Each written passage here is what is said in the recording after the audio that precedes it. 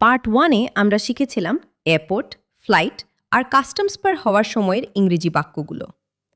আজকে আমরা যাব তার পরের ধাপে, হোটেল, রেস্টুরেন্ট, শপিং মল আর চাকরির ইন্টারভিউ। চলুন শুরু করা যাক।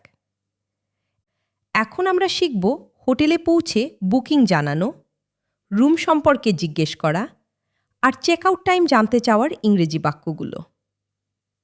লম্বা জার্নি শেষে হোটেলে পৌঁছালেন। এখন প্রথম কাজ হলো রিসেপশনে গিয়ে নিজের পরিচয় আর বুকিং জানানো। বুকিং আছে জানাতে বলুন, I have a reservation under the name Rohit. আমার নামে একটা বুকিং করা আছে। I have a reservation for 2 nights. আমার 2 রাতের বুকিং আছে। রুম নিয়ে কিছু জানতে চাইলে বলুন, does the room have wifi? রুমে কি ওয়াইফাই আছে? Does the room have air conditioning? রুমে কি এসি আছে? Does the room have a view of the city? Room থেকে কি শহরের ভিউ দেখা যায়?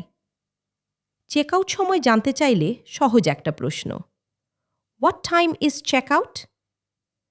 রুমে ঢোকার পর দেখলেন কিছু একটা ঠিকমতো কাজ করছে না। এই সময় কাজে আসবে একটাই formula, the blank is not working. The AC is not working. এসিটা কাজ করছে না। The shower is not working. শাওয়ারটা কাজ করছে না। The wifi is not working. Wifi কাজ করছে না। কিছু বাড়তি চাইলে বলুন, could you send some blank to my room? Could you send some towels to my room? আমার রুমে কিছু তোয়ালে পাঠাতে পারবেন? Could you send some extra pillows two my room? আমার রুমে কিছু বাড়তি বালিশ পাঠাতে পারবেন? এখন জানব রেস্টুরেন্টে মেনু চাওয়া, অর্ডার দেওয়া, খাবারে কিছু বাদ দিতে বলা আর বিল চাওয়ার ইংরেজি বাক্যগুলো। টেবিলে বসার পর প্রথম কথা হয় ওয়েটারের সাথে। শুরু করুন এভাবে, could I C the menu please?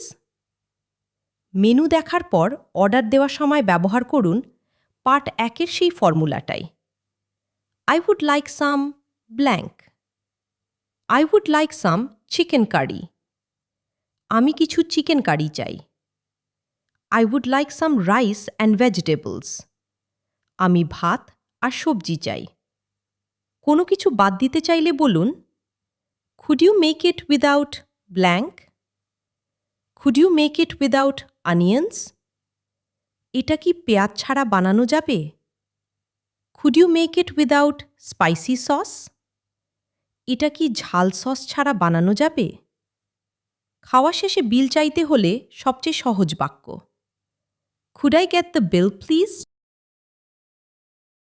এই অংশে শিখব শপিং মল বা দোকানে গিয়ে পছন্দের জিনিস খুঁজে বের করা, সাইজ বা রং জিজ্ঞেস করা, দাম জানতে চাওয়া, ট্রায়াল রুমে যাওয়া আর পেমেন্টের সময়ের ইংরেজি বাক্যগুলো। কিছু খুঁজতে চাইলে দোকানের কর্মীকে বলুন, do you have this in a different size? এটার অন্য সাইজ আছে কি? Do you have this in another colour? এটার অন্য রং আছে কি? দাম জানতে চাইলে সবচেয়ে সহজ প্রশ্ন, how much does this cost? বা how much is this? Trial রুমে যেতে চাইলে বলুন, can I try this on? দরদাম করতে চাইলে বলতে পারেন, can you give me a discount? পেমেন্টের সময় জিজ্ঞেস করুন, ডু ইউ অ্যাকসেপ্ট কার্ডস? আপনারা কি কার্ডে পেমেন্ট নেন? বিদেশে ইন্টারভিউ দেওয়া মানে একটা বাড়তি চ্যালেঞ্জ। এখন দেখব নিজের অভিজ্ঞতা আর যোগ্যতা তুলে ধরা, চাকরির প্রতি আগ্রহ বোঝানো আর ইন্টারভিউয়ের শেষে নিজে থেকে প্রশ্ন করার ইংরেজি বাক্যগুলো। নিজের পরিচয় দিতে বলুন, I have experience in software development. আমার সফটওয়্যার ডেভেলপমেন্টে অভিজ্ঞতা আছে। I have experience in customer service. আমার কাস্টমার সার্ভিসে অভিজ্ঞতা আছে। নিজের যোগ্যতা বোঝাতে বলুন, I am good at problem solving. আমি সমস্যা সমাধানে ভালো। I am good at working under pressure. আমি চাপের মধ্যে কাজ করতে ভালো পারি। কেন এই চাকরি চান তা বোঝাতে বলুন I am interested in this role because I am interested in this role because it matches my skills. এই পদটায় আমি আগ্রহী কারণ এটা আমার দক্ষতার সাথে মেলে। ইন্টারভিউয়ের শেষে নিজে থেকেও প্রশ্ন করা ভালো, এতে আগ্রহ বোঝা যায়। What does a typical day look like in this role? এই পদে একটা সাধারণ দিন কেমন কাটে? আজকে আমরা শিখলাম হোটেল, রেস্টুরেন্ট, শপিং মল আর চাকরির ইন্টারভিউয়ের জন্য দরকারি ইংরেজি বাক্যগুলো। পার্ট 1 আর পার্ট 2 মিলিয়ে এখন আপনার হাতে আছে বিদেশে যে কোনো পরিস্থিতি সামলানোর মতো একটা টুলবক্স।